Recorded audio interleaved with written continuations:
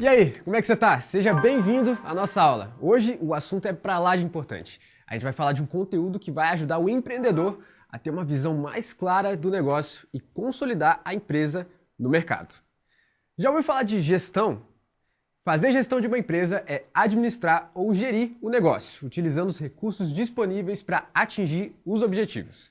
E quando a gente fala de gestão de negócios, um dos itens mais importantes é a análise e organização financeira da empresa. Esse será o nosso assunto de hoje, a análise financeira. Se fazer gestão do nosso dinheiro pessoal é importante, imagina fazer gestão de uma empresa inteira. Baita responsabilidade, não é não? Uma famosa frase de um estatístico e professor norte-americano diz: o que não pode ser medido, não pode ser gerenciado. É interessante, né? Portanto, fazer análise financeira é avaliar a capacidade de geração de lucro de uma empresa. Afinal de contas, todas as empresas visam a certa rentabilidade. Na análise financeira, o monitoramento dos dados e resultados é fundamental para entender em que pé a empresa está e para projetar as ações de curto, médio e longo prazo. É fazer um diagnóstico para depois dar o tratamento correto. Não é assim que a gente faz quando a gente vai no médico? Primeiro vem o diagnóstico, depois o tratamento. Com base na análise financeira, os empreendedores entendem a situação atual, visualizam os erros e direcionam ações corretas.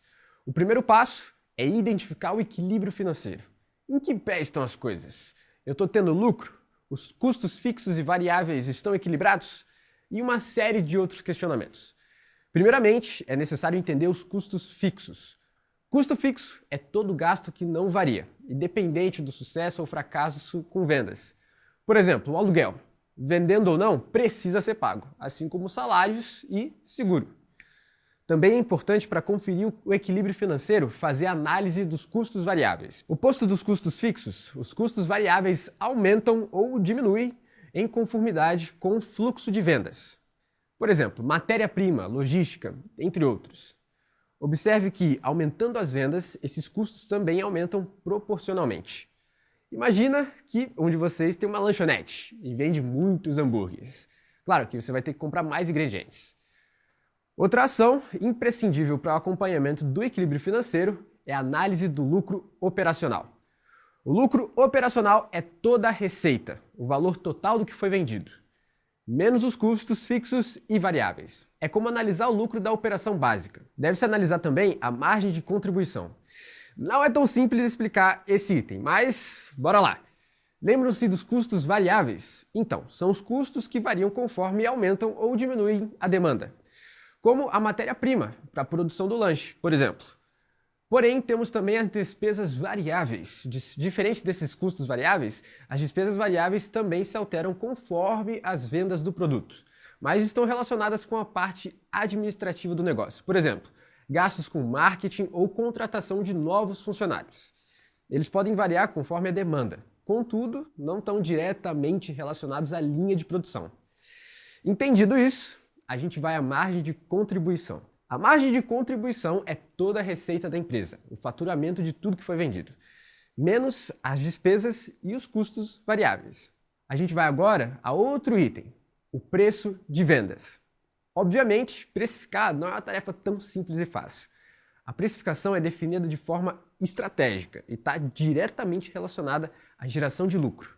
Entender corretamente esse índice é fundamental na análise do equilíbrio financeiro. Outro fator determinante dessa análise é o faturamento periódico. Esse índice indica o volume total de vendas. Deve-se monitorar periodicamente as vendas, conhecendo quando e por quanto são vendidos os produtos, considerando que os preços podem variar dentro do período. É o acompanhamento minucioso da velocidade de vendas e, consequentemente, do faturamento. Pode-se afirmar que seja um dos principais índices. Afinal de contas, sem vendas, sem faturamento. A gente vai agora ao famoso fluxo de caixa. O fluxo de caixa é como se fosse uma grande planilha onde estão contidos todos os dados de receita. Preços, custos fixos e variáveis, despesas variáveis e o lucro final em um determinado período de tempo. É como se fosse um mapa, demonstrando o caminho do histórico financeiro ao longo do período. É importantíssimo porque através dessa planilha o empreendedor vai conseguir enxergar a saúde financeira da empresa de uma forma geral. A gente finalizou todos os passos para o atendimento do equilíbrio financeiro. Enxergamos os custos, despesas e receitas do dia a dia da organização. Vocês acham que parou por aqui? Nope! Existem outros índices que a gente chama de indicadores financeiros, que também são muito importantes para o entendimento do empreendedor. Você!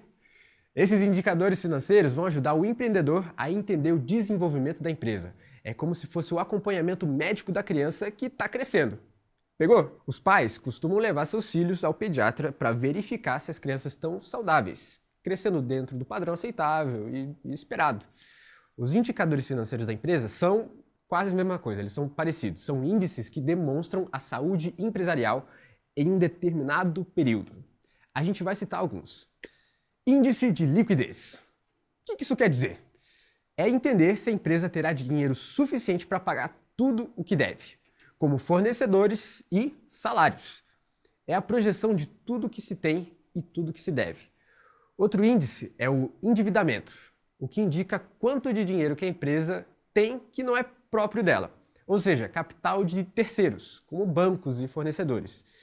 Desse modo, o gestor pode entender como as dívidas podem impactar na saúde financeira do negócio. Índices de prazo médio de pagamento e de recebimento. Esses índices indicam quantos dias a empresa precisa esperar para receber todos os pagamentos de suas vendas e o tempo para pagar os seus fornecedores ou qualquer outra dívida. Existem outros índices importantes para os empresários analisarem a saúde financeira de seus negócios. Afinal de contas, ninguém quer fechar sua empresa por falta de gestão e organização.